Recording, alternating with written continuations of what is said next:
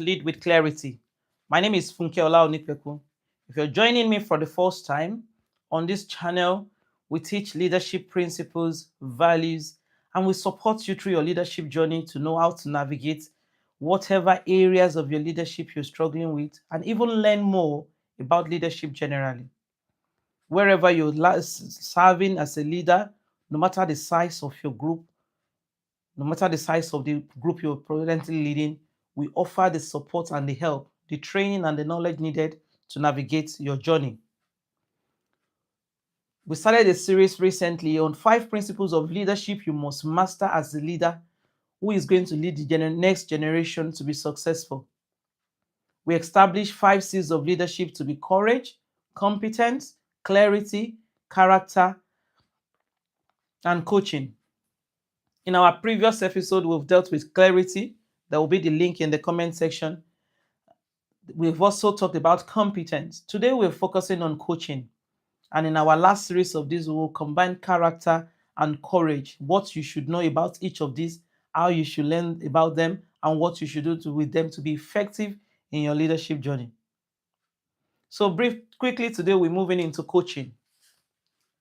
Coaching is a process of helping an individual to gain awareness and act more intentionally. In case you're wondering, I'm a leader myself. I'm leading people. Why do I need to be coached? Why do I need a coach before I can successfully lead my team? That's because no matter what you're doing now, you may be good, you may be the best in your circle, you may be doing the best you already know, which is very good, but you will not be able to go further or further without someone coaching you. No matter what you know how best to do on your own, you will not get to your greatest potential, greatest possibility. You will not maximize your greatest capacity until you are able to find a coach who can help you. And that's not just you. Every one of us as a leader, we can only do our best, act on what we already know, at most experiences. It's not uncommon to find leaders talking about age and experiences. Some people are terrified. They're like, oh, I'm very young. I don't even know what I'm doing. Or some people are like, I have experiences in this. I have done this before. Whichever group you belong to, age and experience, they are not automatically translating to effective leadership. Age and experience exist for you to learn from them. And until you evaluate your experiences that you have accumulated over age, you will only repeat what you already know. Experience become a useful tool in leadership when somebody observe it and evaluate it, which is why you need a coach. Coaching is about learning, is about listening and learning. Coaching is about getting somebody who is able to help you to draw insights, see the bigger picture, demand responsibility from you after they have inspired you. Coaching is about drawing insight, inspiring you to be the best you can be by demanding responsibility from you. So you need leadership. You need coaching in your leadership journey.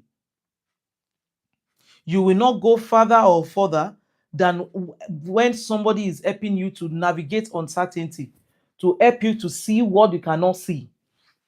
That's the quickest way to go further and further in your leadership journey. We are all better when somebody is watching and evaluating us. Yes, a lot of people are watching, but most people are not evaluating. At best, some people are criticizing, or some people are even shouting ovations. They are, celebrating. But this needs to be balanced. There must be somebody who is observing and evaluating, helping you to see your blind spots. You know the way we use mirror, things we cannot see. Our mirror will reflect, our mirror will project, our mirror will help us see a bigger picture better than what we can see. We all have blind spots. We all have unknowns. We all have things that we must know better. And besides, leadership is a journey of uncertainty. Remember, we are navigating what we don't know. We are navigating although we know where we are going, but we are not sure the bends, the loopholes that will be on our way. So we need somebody who can help us to navigate this uncertainty by virtue of them observing, being able to see, our potential and evaluating our activities. For you to be able to be effective in your journey as a next generation leader, you must enlist others, intentionally enlist people to help you in your leadership journey, to coach you. Coaching is something we all need. None of us will outgrow this. As you're building your relationship as a leader, make sure you surround yourself with people who are capable of not just celebrating your wins, but also evaluating and giving you instruction, wise counsel. You are the average of the people you surround yourself with, online, offline, in communities, personally, in family, in relationship. You are the average of 5 people you surround yourself with. So by all means, be intentional about getting coach for yourself. And you may be wondering, why do I really need coach? I'm already a leader. Another reason why you need a coach is for you to be able to make improvements in your personal development. I'll show you why. As humans, we have tendency to compare ourselves with others, especially these days of Instagram, Facebook, podcasts, and everything. It's very common and it's very easy for you to come online and find somebody who is already doing great, who has mastered their heart, who have, over time mastered what they are doing, and they are very fluent, they are efficient, they are effective. The first thing that comes to your mind as a first leader is to compare yourself to them. And the Bible says comparing ourselves to another is a game of foolishness. Instead of comparing yourself to one another, what you need to do is get a coach. Why you will be able to compare yourself with other people who you evaluated successful, or people who have mastered their skill, and you think this person is already successful, and you begin to compare yourself to them.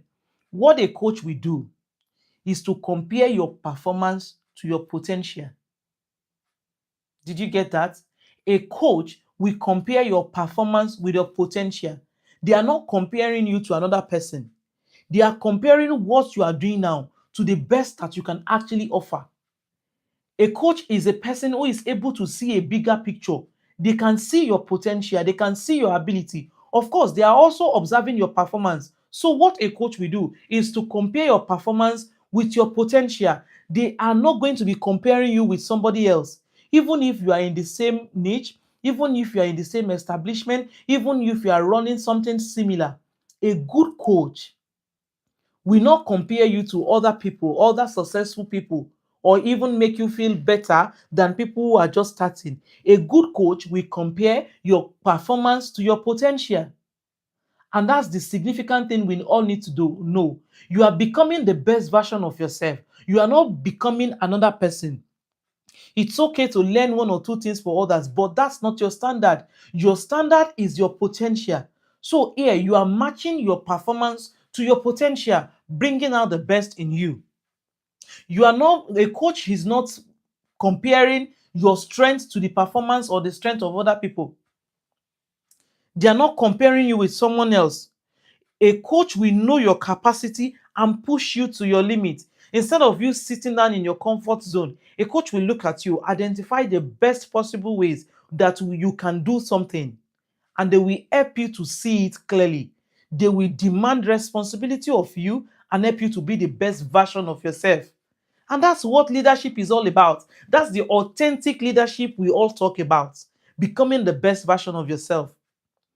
Another thing about coaching is this, because unlike sporting activities, for example, football, athletics, or especially football, when we see the coach on the pitch together with the players, if you've watched any match recently, you know that the coaches are always allowed to stand by the sidelines.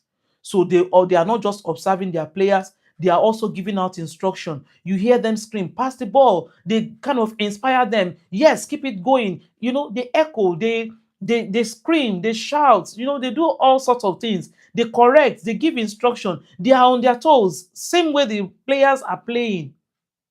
But in leadership coaching, the difference is this: a coach is not always present during the game. They are present before and after the game. So because we don't really see them, it's always very easy for us to think that we don't need coaches because we can't see them around successful people. But when you go closer to anybody who is already successful in this journey and you listen to them, they will tell you, when you listen to their story, they will tell you they have coaches at different points of their journey. In fact, more than one or two coaches, depending on the areas of life the coaches are helping them with. So it's so easy for us to assume that we don't need coaches. I bring it to you that you need a coach. In fact, more than one in some cases, but at least you need at least one coach to be able to see your blind spots, to navigate this leadership journey with you, somebody who can observe, somebody who can help you to see the bigger picture and become the best version of self. You need a coach. Because they appear before and after does not mean they are not needed. They are really needed. And this is what coaching is not. We have established what coaching is. Coaching is helping you to draw insights. Coaching is helping you to become more aware and demanding more responsibility based on your potential and your performance until you become the best of you. But coaching is not counseling. Coaching is even more than mentoring. Coaching is not counseling. Don't confuse it together. While counseling resolve an issue of the past so that you can operate more effectively in the present, you go into therapy, you go into counseling because something has happened. You want to evaluate it so that they have happened. They have already happened in the past. You want to evaluate it so that you can function effectively in the present. That's counseling. That's not coaching. And of course, what a coach will do is to assess your present, what you are doing presently now. They will help you to assess it so that you can function more effectively in the future. And you spot the difference. Counseling is about the past and being the best in the present. While coaching is about assessing the present so that the best version of you can emerge. And again, coaching is not consulting. Consulting is looking for somebody to talk to fix a particular problem. When you go into a consultation, you have a problem at hand. Maybe you don't know how to build a particular thing. Maybe you are struggling with culture and you look out for a consulting person, a consultant, I mean, to help you to navigate that particular problem. Coaching is not problem solving. It's different from consulting. Consulting is only for a short period of time. Even while coaching might help you to solve your problem, it's more of a medium to a longer term thing that helps you to look beyond problem, that helps you to look into the root of yourself, to see what your potential are, the areas of improvements you need, and helping you to become the best version of yourself. So instead of focusing on problem solving, coaching focuses on performance development, performance enhancement. So coaching is not counseling, it's not even consulting. And beyond mentoring, because mentoring is about you submitting to somebody who is older and more experienced, more talented, somebody who already understand the true picture of where you want to go to, their experience. Mentoring will always be that somebody who is more experienced is leading somebody who is not experienced, or somebody who is well aged and advanced in age and experience is leading somebody who is less. Why coaching will do all of that? They do more than that. Coaching includes everything in mentorship, but more proactive.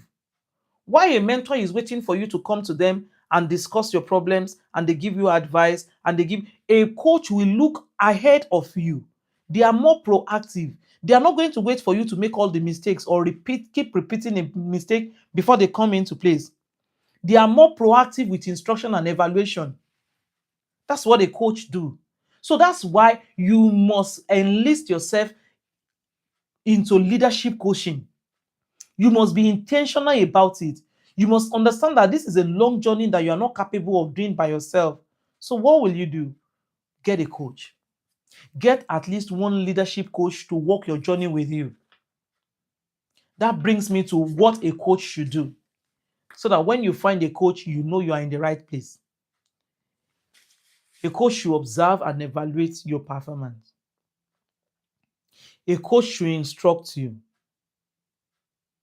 And a coach must inspire you. Number one, a coach must observe and evaluate your performance. You cannot evaluate what you have not observed. Yes. So a coach is somebody who is already watching what you're doing now, and they are observing you to know what your potentials are, and they are able to observe and evaluate what your performance you are already having. So because it's almost impossible to evaluate something that you cannot see, get somebody who is already in your circle, in your community, a trusted person, by the way, who can give you an honest evaluation of what you're doing. So a coach must be able to observe and evaluate. They are not just observing without evaluation. These are not people reading your stories and not giving you evaluation or giving you ovation. Of course, they can give you applause, but beyond that, they need to evaluate. They need to be able to show you your potential. I think it was Sam Adeyemi that gave a story of how somebody in his local church saw that even though he's an introvert, the person saw that you have the potential to be a leader. And he offered him a book, and he read the book.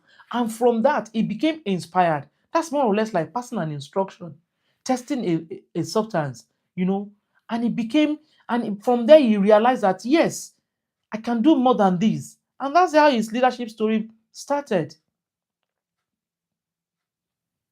Number two, a coach must instruct. A coach instruct, that's what they do. By the way, if you want to be teachable or coachable, you must be teachable. If you are not teachable, you will not be coachable. Teaching assumes the position of submission, submitting that your great idea, that confidence, that knowing it all ability and mindset to somebody who can evaluate it against your potential and give you instruction on what they think is better for you based on your potential. You know, Solomon is the wisest king in the Bible, and you left note about wisdom, about wise counsel. And he keeps saying, seek wise counsel. In the multitude of counselors, there is safety. Counsel represent instructions from these coaches. If you're not teachable, if you're not ready to surrender yourself to listen to other people's opinion, and by the way, coaching is more than listening, it's also about acting. You listen and you follow. You listen and you learn. There is an interesting story of Solomon's son in the Bible, Rehoboam, when he became king. When his father died and he became king, he has listened to all this wise counsel from his father. So he knows that even though he understands that the best thing to do is to listen to elders. So he gathered the elders of Israel, people that worked with his father, and said, now I am the king. What do I do? The people said, look, the elders told him, your father was a good man. He was popular. He was building. He had a lot of capacity. And in that process of making productivity high, he increased these people's task. He was very, very hard on them. That's his own way of generating products, of generating results. But this is what you are going to do. You need to give these people relief. You need to be the leader who can serve them this time. They really, really served your father. It's now time for you to serve them. So bring them together. Tell them you are going to lessen their burden. Tell them you are going to serve them. And this is what you will get. They will serve you forever. Unfortunately, he didn't take that counsel. So he went again and seek counsel with among his contemporaries. People who are just young as himself, who are just happy that our friend is now a king by the reason of position, by the reason of surrounding him, we also will be able to be somebody. Our status is improving because we are the friend of the king. And those ones told him, come, tell these people that whatever they saw with your father is only an iceberg. We are going to rule them. We are going to do more and more than whatever your father did. He followed their counsel, forgetting that leadership is about service. Although leadership starts with position, or not necessarily by a position, but most people will start their leadership journey when they are given a position of leadership. But understand that that's the least level of leadership you will ever attain. Leadership is truly service. Followership is always by volunteering. Followership is volunteering. That's it. You can say, oh, but I'm paying them. I can determine when they wake up and when they sleep and all of that. I can use force by the reason of my position because they have to obey me. They have to follow me. Do you also realize that they can withdraw? Do you also realize that they can stop being a member of your group? You can buy their arm, you can buy their legs, you can even buy their body, you can buy their sleep, but you cannot buy anybody's mind. You can't pay a price, you can't put a price on anybody's mind. You will never be able to put a price on anybody's mind, on anybody's loyalty. You can't buy anybody's loyalty. That's why you have to serve them. Immediately you get to the post of a position, you acquire a position, your next thing is for permission before productivity. So don't just get counsel. Don't just listen to counsel. Follow instruction. Don't just listen to counsel, follow instruction. It is in following instruction that you are able to buy people's loyalty. I know people who resigned from a job and went to a less paid job. I have also seen people that are like, instead of following this leader, I would rather join another service unit in church. Because you can buy people's arm and leg, you can't buy their heart. And true leadership is in relationship. True leadership is in serving, establishing a level of trust and permission that make people to serve you. Immediately Rehoboam came out and said, whatever you say with my father is a tip on a nice bag. I am coming with full force. And they said, to your tent, O ye Israel. This time, it's time to go back to our thing. We're not going to give him our heart. He didn't get their cooperation. He didn't get their love. He didn't get their loyalty. Dear leader, leadership is about service. Your position will give you authority, authority to control, authority to do a lot of things. Be wise enough to know that leadership is beyond authority. Leadership needs permission from the people you are leading to follow you. Leadership needs your followers to volunteer, not just their arms, but their hearts, not just their ability, but their attitude of loyalty. So go back to your leadership desk today. Find out anywhere you have been giving out authority, you have been controlling and dictating. Gradually replace it with permission. Give a heart to people, a heart that listens. This is one of the things that your coach will help you to establish. Service is not weakness. Serving your team is not weakness. That is where you gain the strength. That is why you buy into people's hearts. When you buy into people's heart, they easily buy into your own idea, and it makes your leadership journey easy and successful. And the third thing that a coach will do is to inspire. Because they can see the bigger picture, because they have seen your potential, they just make you to go that length. A coach finished talking to you and you want to leap over the wall because they are not acting on your performance. They are looking at the bigger picture of who you can become, and they are able to effectively communicate it. What more do we need? What more do we need as leaders other than somebody who can inspire us? And that's the same thing your followers are waiting to get from you. They need inspiration. They need to be inspired. A good coach will be able to instill in you the image that will make you who you should become.